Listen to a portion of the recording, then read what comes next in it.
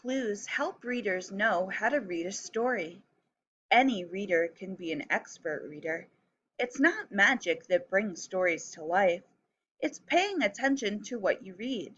That's what expert readers do. They pay attention to all the clues the author leaves and uses them to know how the story wants to be read.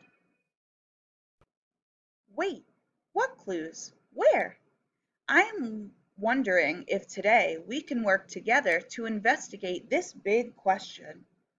What clues do authors leave that readers can use to bring characters to life? Grab a book. Read your book for a few minutes, and as you read, read very closely, always thinking about what clues the author left to help you know how to read your book. Use these questions to help you investigate. What helps you know to take a breath or to stop as you read? How do you know what feelings to show with your voice? Does the author do anything to make the words stand out? Clues that help the reader know how to read.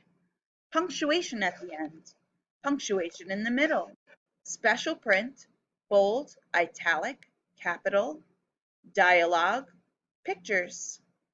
You solve the mystery. By paying attention to all of these clues as you read, you can make sure your voice sounds the way the author imagined. The authors of your books aren't here, so you'll want to make sure to read these stories just right. I have an idea. Let's keep working together to practice sounding more and more like expert readers who not only bring the characters to life, but also bring the whole book to life. Let's pay attention as we read, noticing the clues the author has left, and those clues to think about how to change our voices. Start today by choosing a book you'll want to bring to life. Then start reading or rereading to make your reading voice really shine. Get started. Off you go.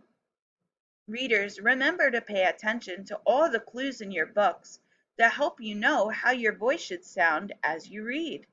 You can use the chart to remember what kinds of things to look for in your books.